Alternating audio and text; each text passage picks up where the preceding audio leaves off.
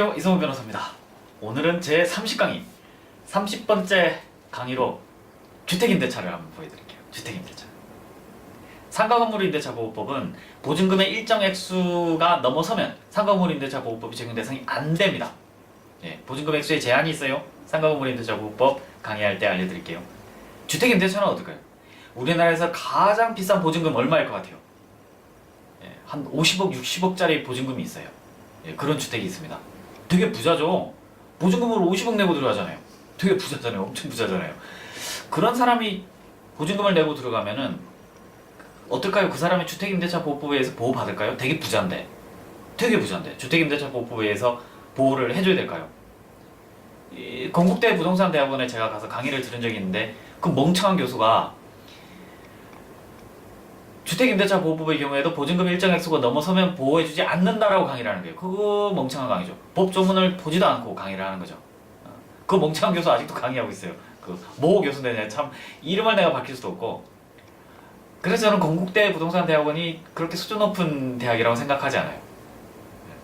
물론 저도 거기 학생입니다. 근데 수준은 너무 높은 것 같아요. 하여튼 웃긴 대학인 것 같습니다.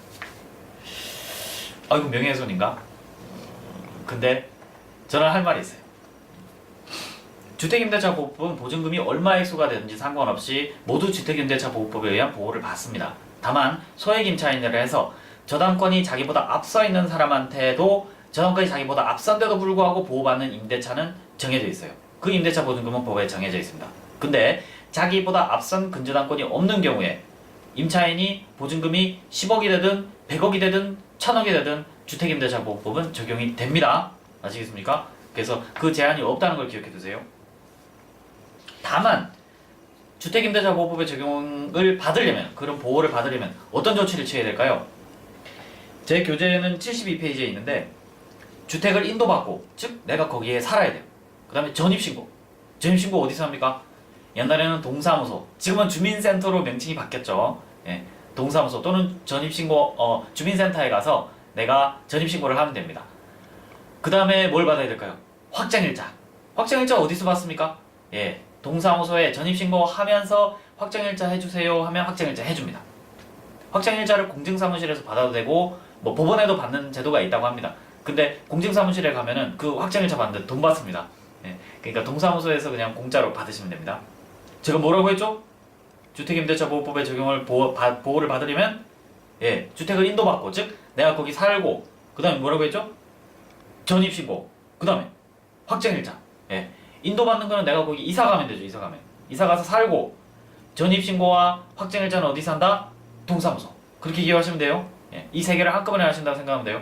물론 법에는 확정일자를 받은 경우와 확정일자를 받지 못한 경우, 전입신고 일자와 확정일자 일자가 다른 경우, 그런 경우에 대해서 막 규정을 해놓는데 그런 거 골치 아프죠? 저도 골치 아파요. 저도 잘 몰라요. 확실하게 어떻게 정리하면 된다? 전입신고 하는 날 확정일자를 바로 받는다. 아시겠어요? 저는 이걸 법에 정했으면 좋겠어요. 전입신고 하는 공무원은 반드시 확정일자를 해주어야 된다고 공무원들한테 시키면 되지 않아요? 간단한 문제죠. 근데 법은 헷갈리게 하기 위해서 그걸 따로따로 할 수 있게 만들어 놓은 거예요. 그거 왜 그러는지 모르겠어요, 나는. 그렇게 하면 경매에 막 배당받을 때도 막 난리예요. 막 이렇게 계산 방법에 따라 이렇게 계산 방법에 따르고. 그거 아주 복잡하잖아요? 복잡하게 살지 마세요. 간단하게. 동사무소 가서 전입신고 할 때 확정일자도 해주세요 해서 확정일자도 그 날짜에 받으면 됩니다. 아시겠어요? 간단합니다. 복잡하게 사시면 안 됩니다. 중요한 문제는 내가 지금 주택 임대차로 들어갔어요. 근데 집주인이 집을 팔아버렸어요. 새 주인이 임대차 보증금을 그대로 승계할까요?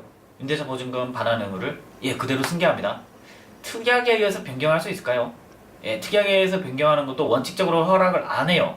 근데 임차인이 뭐 특별히 자기가 그걸 포기한다, 그러면 가능할 것도 같은데 승계하는 것이 간단하죠.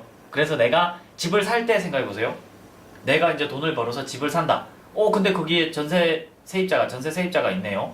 그러면 전세 세입자에 대한 보증금 반환 의무는, 보증금 돌려줘야 되잖아요. 언젠가는. 보증금 돌려주는 거는 파는 사람이 부담 안 합니다. 사는 내가 집을 살 때 세입자가 들어있다. 그럼 그 보증금은 내가 돌려줘야 되거든요. 그러니까 주택 매매 대금에서 보증금을 빼고 계산해야겠죠. 그죠? 그 점을 명심해 두시면 됩니다. 주택임대차보호법은 임대차 기간을 명시해 놓고 있어요. 임대차 기간이 얼마일 것 같습니까? 예, 주택임대차보호법은 임대차 기간을 2년으로 정했어요. 2년. 2년은 무조건 보호된다. 임대차 기간을 1년으로 썼네. 1년으로 쓰면 어떨 것 같아요? 1년으로 되나요? 아닙니다. 주택임대차보호법은 임차인의 보호를 위한 법이기 때문에 1년으로 써도 무조건 2년으로 만듭니다. 다만 임차인은 1년으로 쓴 거에 유효성을 주장할 수 있어요. 그래서 1년만 살고 나가겠다라고 임차인은 나갈 수 있어요. 근데 집주인은 1년 계약 썼으니까 1년 만에 나가라 라는 게 안 돼요. 예, 1년 계약서를 써도 2년 동안 살게 해줘야 됩니다. 너무 가혹한 거 아닙니까? 가혹하죠. 가혹한데 뭐 법이 그런 거 어떻게 습니까? 어떻게 습니까? 그죠? 예, 그거 어떻게 뭐 항의한다고 해서 될 게 아니에요. 그래서 1년짜리 계약을 써도 자동으로 2년이 된다. 다만 임차인은 1년짜리의 유효성을 주장해서 1년만 살고 나가겠다. 보증금 빼줘. 하면은 됩니다. 아시겠죠? 그걸 기억해 두시면 됩니다. 그래서 임대차 기간에 대해서 주택임대차는 2년이다. 그렇게 기억해 두시면 됩니다. 다음 갱신에 대한 얘기인데 갱신에 대한 얘기는 조금 길기 때문에 다음 강의에서 하겠습니다.